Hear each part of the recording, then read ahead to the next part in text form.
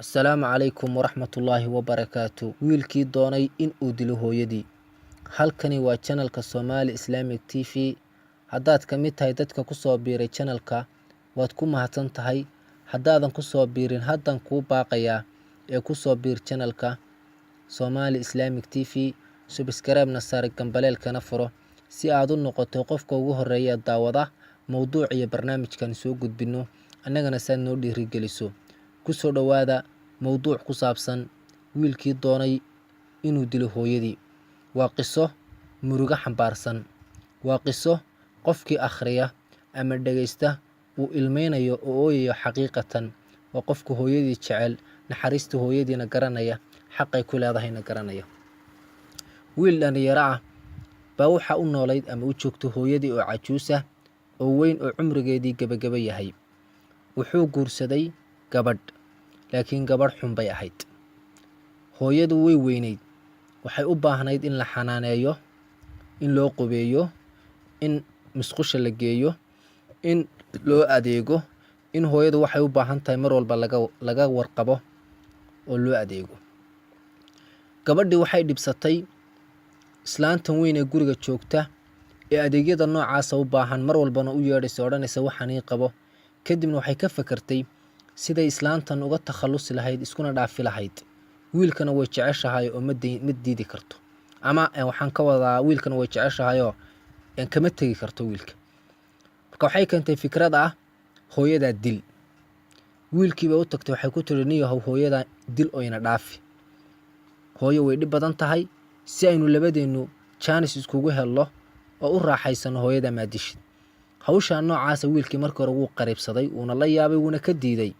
Laakiin markay ku badisay ay ku soo celcelisay, markii dambe baa la qabsaday, wuxuuna go'aansaday inuu gabadhiisa adeeco oo hooyadiina uu dilo. Sow isagaa doqon ahaa, sow isagaaba nacas ahaa. Maalin maalmaha ka mid ah ayuu hooyadii u yimid, wuu qaaday, wuu xambaaray, dhabarkiisuu ku qaaday. Wuu tegey iyadoon cidu arkaynin, cidna dareensanayn. Wuxuu tegey ay cidla ah oo kayn ah oo dhir badan. Hooyadii intuu dhigay ayuu iskaga tegey, wuu dhaqaaqay, cidna ma oga. Markuu dhaqaaqay ou damcay inuu dhaqaaqo ayuu gara waayey meeluu ka yimid iyo meeluu ku socdo. Hortiisuu eegay, saa waddadii maaha. Midigtuu eegay, waddadii maaha. Bidixduu eegay, waddadii maaha. Dib buu eegay, waddadii maaha. Wuu murugooday, wuuna walwalay. Naftiisiibuu markaa iskugu laabtay, maxaa khaldan? Hooyadii baa waxay aragtay wiilkeediioo warbahaarsan oo walwalaya, oo marna foorarsanaya, marna kor eegaya, marna dhinac eegaya. Hadal macaan oo naxariis leh bay kula hadashay. Waxay ku tidhi, wiilkaygiiyow ha murugoonin, hana iga walwalin. Markaad i soo waday waxaan ka baqay inaad gara weydo gurigaaga. Markaad dhabarka igu waday, dhirtii iyo markaynu ayda maranay, gacmahayga ayaan fidiyey, dhirtan caleen ka daadiyey, dhulka ayaan ku daadinayay, si aad hadhow waddada ugu garato oo aad u garato waddadu taas soo martay inay tahay, si aad gurigaagii, carruurtaagii iyo xaaskaagii aad ugu laabato adigoo nabadgelyo ah oo nabad qaba. Innaa lilaahi wa innaa ilayhi raajicuun. Alla hooyo macaanaayoo naxariis badanaa.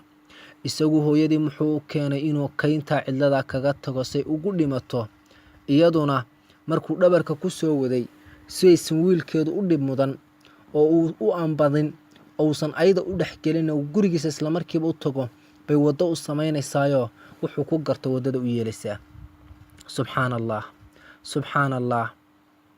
Wiilkii hadalladaa markuu maqlay wuu isbeddelay, wuu foorarsaday, wuuna ooyey, wuu ilmeeyey, wuu fadhiistaa, marna wuu kacay isagoo ooyaya. Wuxuu gartay wuxuu sameeyey inuu xun yahay, inuu khaldamay oo gafay. Hooyadii intuu ku booday buu qaaday oo uu xambaaray, uu yidhi, hooyo meeday waddadayn soo marnay, anigu ma garanayee. Markaasay u sheegtay, ku tidhi waa kan. Hooyadii buu qaaday. Maalintaa kadibna baarri buu u noqday, ixtiraam iyo ilaalin buu u muujiyey. Waxay noqotay maalintaa kadib hooyo casiise ah oo sharaf iyo qiimo badan. Idan waxaad ila dareemi kartaa wiilkaas inuu hooyadii sidaa ku sameeyo maxaa ku dhaliyey, sababtu maxay tahay, sidoo kale muxuu ku keenay inuu hooyadii sidaa kula dhaqmo, maxaa isla markii wiilka bedelay qalbigiisa, maxaa keenay inuu noqdo baari.